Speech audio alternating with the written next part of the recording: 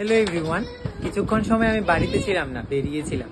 তো এসে দেখি আমার সব স্টুডেন্টরা ঘর ডেকোরেশনের কাজ চালু করে দিয়েছে। তার কারণ টিচার্স ডে বলে কথা।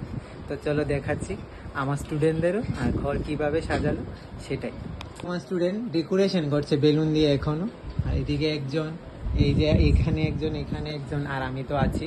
আর দুজন আসবে, একজন আরেকটা টিচারের বাড়িতে গেছে টিচার্স ডে সেলিব্রেট করতে, আর একজন আসবে। তো তোমাদের পুরো ডেকোরেশনটা একটু একটু করে দেখাই। এটা সব তাদের বাচ্চা পার্টিদের কাজ আর কি, বাচ্চা পার্টির এই সব মিলে সবটা করলো। তো বাকিটা আবার কন্টিনিউ করবো যখন। হ্যাঁ, সত্যি আমি জানতাম না ঠিকই যে তাদের মনেও এইসব প্ল্যান ছিল। তো যাই হোক, দুপুরবেলায় মা আমাকে ফোন করে জানিয়েছে তাদের মধ্যেও এমনটা প্ল্যান ছিল।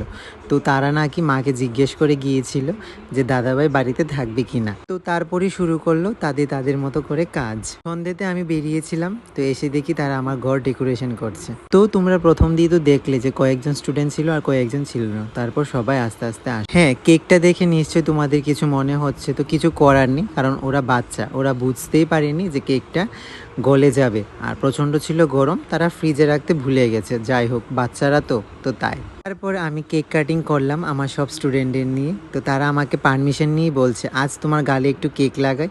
তো আমি বললাম হ্যাঁ যে লাগাও, কিন্তু অল্প করে লাগাও। তার কারণ তাদেরও তো ইচ্ছে করে যে একটু আনন্দ করতে স্যারদের সাথেও। তারপর কেক কাটিং শেষ করে আমাকে যে গিফটটা দিল তারা বললো যে আনবক্সিং করো। তা আনবক্সিং করলাম। গিফটটা সত্যি আমার খুব পছন্দ হয়েছে। অসংখ্য ধন্যবাদ প্রত্যেকটা স্টুডেন্টকে আমার। তার মাঝে আমাকে দিল একটা কলম আর একটা চকলেট। তারপর আমি তাদেরকে রিটার্ন গিফট হিসেবে দিলাম একটা পাউচ, রাবার পেন্সিলের সেট আর একটা করে চকলেট। কারণ তারা আমাকে গিফট দিয়েছে আর সেটা আমারও দায়িত্ব কর্তব্যের মধ্যে পড়ে যে তাদেরকেও আমি রিটার্ন গিফট দেওয়ার, যেন ওরাও খুব ভালোভাবে কাজ করে ওদের মতো করে। রিটার্ন গিফটগুলো দিতে দিতে তাদেরকে আমি এটাই বলেছিলাম যে তোমরা আরও ভালো ভালো হাতের কাজ করো। আমার ঘরে যা অ্যাচিভমেন্ট আছে তার থেকেও তোমরা আরও বেশি অ্যাচিভমেন্ট অর্জন করো। এই করতে করতে তারা আমাকে গিফট দিল, আমিও তাদেরকে রিটার্ন গিফট হিসেবে দিলাম। তারপর এক এক করতে করতে সবাই আমাকে প্রণাম করতে ব্যস্ত হয়ে পড়লো। একজন শিক্ষক হিসেবে এটাও আমার কাছে অনেক বড় পাওয়া। যাই হোক, তার মধ্যে তারা এসে আমাকে বলল তুমি আজ ভিডিও করবে না? ভিডিও করবে কিন্তু। তো আমি বললাম হ্যাঁ যা, তোদের একটা ভিডিও করে আমার কাছেও মেমোরি হিসেবে রাখবো। আমার থেকে তারা খুব বেশি এক্সাইটেড যে আমার ভিডিওতে থাকবে। তারপর আমাকে আজ তারা বলছে যে আজ তোমার গিটারটা আমি দেখবই, আমাকে দেখাবে কিন্তু, শুধু আমাকে না বাকি সবাইকে দেখাবে। তারা প্রত্যেক দিনে এসে আমাকে বলে ক্লাসে যে তোমার গিটারটা একদিন দেখবো। তো তারা যদি আমার কথা রাখতে পারে তো তাদের কথাটা রাখা আমার দায়িত্ব কর্তব্য। তারপর আমাকে বললো যে তুমি একটু গিটার বাজিয়ে দেখাও। আমি বললাম আমি তো পারি না, তো তোরা বাজা। তো তারাও তাদের মতো করে বাজালো আর এই নিয়ে আমি আর আমার সিনিয়র স্টুডেন্ট হাসছিলাম।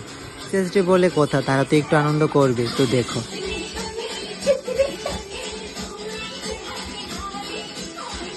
আমি কিছু জানতামও না তারা কখন তাদের বক্সও বাড়ি থেকে নিয়ে এসেছে গান চালিয়ে নাচবে বলে। আমরাও করতাম আমাদের টিচার্স ডে সময় স্যারের বাড়িতে। তো তারপর তাদের জন্য আমি করলাম একটা ছোট্ট সন্ধেবেলার টিফিনের মতন একটা আয়োজন। তো সবাই মিলে আমরা তখন বসে বসে সেটাই খাচ্ছিলাম। বানিয়েছে মা আর আমারই একজন বৌদি। বৌদি বলতে আমারই একটা স্টুডেন্টের মা এসেছিল, আর মায়ের শরীরটা খুব খারাপ ছিল।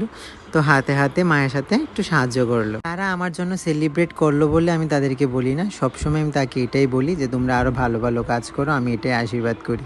তো ভিডিও কেমন লাগলো জানিও কমেন্টে। তখন তারা টাটা বলে বাড়ি চলে যাচ্ছিল।